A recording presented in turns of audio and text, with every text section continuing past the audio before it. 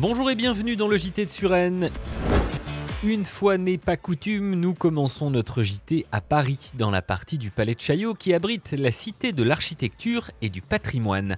Mardi 9 janvier, une conférence sur l'école de plein air y était donnée par François Rougeron, spécialiste du sujet, en présence de nombreux architectes et d'étudiants. Le but, sensibiliser les milieux liés à l'architecture à l'importance de ce monument historique qui, faute d'entretien, menace de tomber en ruine.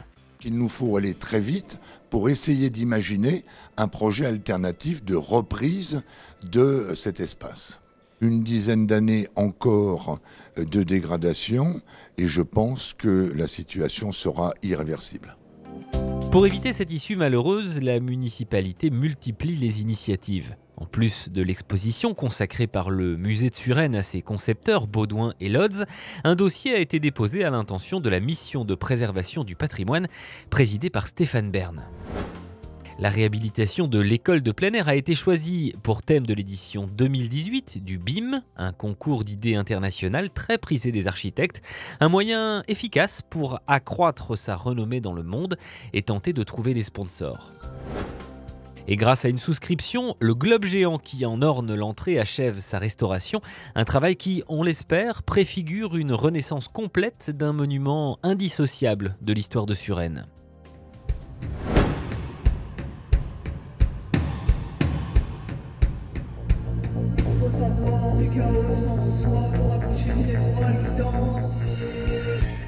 Vendredi 12 janvier, au théâtre Jean Vilar, 9 danseuses et 3 musiciennes ont ouvert le festival Suresnes Cité Danse 2018 avec Sacre de David Drouhard. Dans un décor de fin du monde, les 12 femmes ont revisité le Sacre du printemps de Stravinsky, à leur manière, avec en fin de spectacle une surprise de taille. Une trentaine de figurantes se sont levées de leur place pour rejoindre danseuses et musiciennes sur scène. Recrutées parmi les habitués du théâtre et les associations suresnoises, ces figurantes ont répété leur intervention au cours d'un atelier et lors de la répétition générale, vivant une expérience artistique incomparable. Sacre était l'une des 8 créations du festival qui propose cette année 13 spectacles très variés dans une programmation éclectique et cohérente. La cohérence du festival, c'est l'énergie, le plaisir de danser, le plaisir d'être au monde en dansant pour vivre. Et ça, je crois que ça traverse toute l'édition. Pour la première fois cette année, Suresnes a participé à la Nuit de la lecture. Samedi 20 janvier, les portes de la médiathèque sont restées ouvertes jusqu'à plus de 23 h pour offrir au public un programme très complet.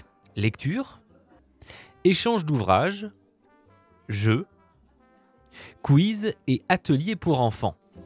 Mes filles ont manipulé des livres en faisant des pliages, donc ça les familiarise encore plus. Et puis là, l'aspect numérique leur a donné une autre dimension de la manipulation des livres, donc très intéressant. On rentre chez nous, tout content.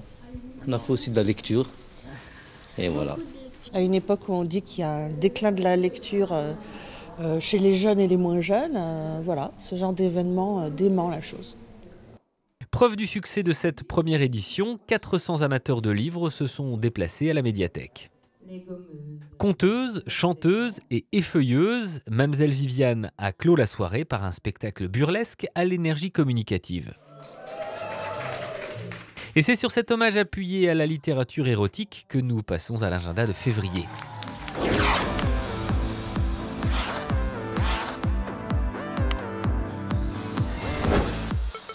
Suresnes Cité Danse se poursuit jusqu'au 11 février avec, pour clôturer cette 26e édition, une création. Finding Now d'Andrew Skills, le jeune chorégraphe américain, revient pour la 3e fois au théâtre Jean Vilar après le succès de Street Dance Club en 2016 et 2017. Mercredi 7 février de 11 h à 16 h, une grande collecte de sang est organisée à la salle des fêtes par le service Jeunesse Animation, le Conseil communal des jeunes et l'Établissement français du sang. Alors si vous avez entre 18 et 70 ans, n'hésitez pas à faire preuve de générosité, le don du sang permet de sauver des vies. Jusqu'au 17 février, la science se livre revient à la médiathèque sur un thème dans l'air du temps, robotique et intelligence artificielle. Ce rendez-vous annuel de vulgarisation scientifique propose une sélection d'ouvrages, des conférences et des ateliers pour les jeunes. Mercredi 14, les 8-12 ans pourront même apprendre les bases de la programmation appliquée à la robotique grâce à Timio. Enfin, lundi 12 février et chaque second lundi du mois, entre 18 et 20 h, le maire de Suresnes, Christian Dupuis, répondra au téléphone à toutes vos questions, à l'exception des problématiques liées au logement. Sur ce sujet, une permanence téléphonique sera assurée le 5 février et chaque premier lundi du mois par l'adjoint au maire chargé du logement. Dans les deux cas, un seul numéro, 01 41 18 19 20. Voilà, c'est la fin de ce journal. On se retrouve le mois prochain pour un nouveau JT avec toute l'actualité de votre ville.